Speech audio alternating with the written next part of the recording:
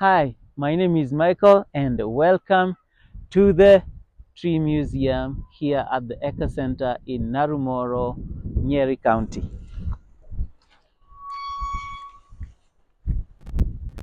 So here begins our tour, and you can see some of the trees that we have are located here.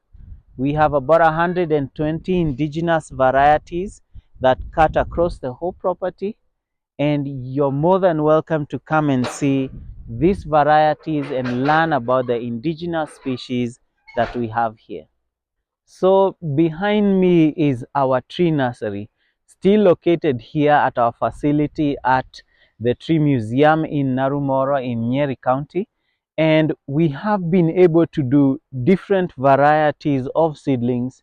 That's the indigenous seedlings, we have the exotic seedlings, and what we are doing is a nice mix of indigenous, exotic, and fruit trees so that they are able to be planted in an agroforestry system that encompasses regenerative and protection of the soil, and also that people are able to grow different trees for different uses in their homestead or in the community. So right there is some avocados, we have some mangoes, we have some tree tomatoes, we have some herbs here, some trees that are useful for timber and firewood, and on that side we have the indigenous species. So it's a nice mix of trees that we use to grow here. People can buy seedlings. We also get our trees from here that we take to the schools. So behind me is one of a kind Miyawaki forest planted on March 2021 here in Naromoru. And the Miyawaki is a Japanese technique or method of restoration that we practice here. I am trained in that method of restoration, and the team here also understands how to restore this environment using this technique.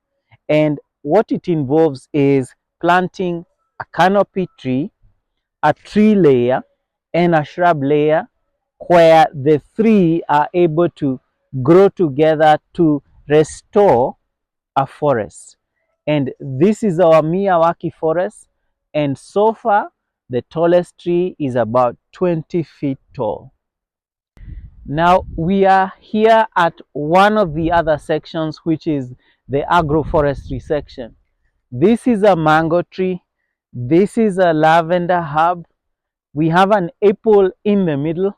Behind there is a castor tree, lemons, sunflowers, pawpaws, and a different mix of aloe vera species, as well as geranium, rosemary, and all different varieties of herbs and plants that we showcase here in the learning center, where people are able to understand, how do I grow my vegetables. You can see this is our drip system for the fruit tree line, and the next one here is the one we use for the vegetable line. So we are able to grow kales, we're able to grow different vegetables, we are able to grow fruit trees. And why this is important is because we want to showcase this to farmers in this locality to be able to understand and appreciate the importance of agroforestry or syntropic agroforestry, and more so understanding the principles of permaculture and regenerative agriculture. So we are here at the vermicomposting system, where we have the vegetable waste from our household, and we are able to put in some worms in here that now help us to decompose this food or vegetable waste to make our fertilizer or organic fertilizer that we use here in this garden. Here is another method that we really showcase here at the Tree Museum and Eco Center. We showcase composting of all vegetable waste, and this is where we get all our organic fertilizer or compost that we use for our garden and for planting of our trees. So the other activities we have here at the Miti Museum is on cob building, where we share and teach on how to build using the cob technique. And these are all sustainable methods that we embrace here and hope to showcase more of that to our visitors. We also offer accommodation facilities, that is the cottages that can sleep about 8 per night.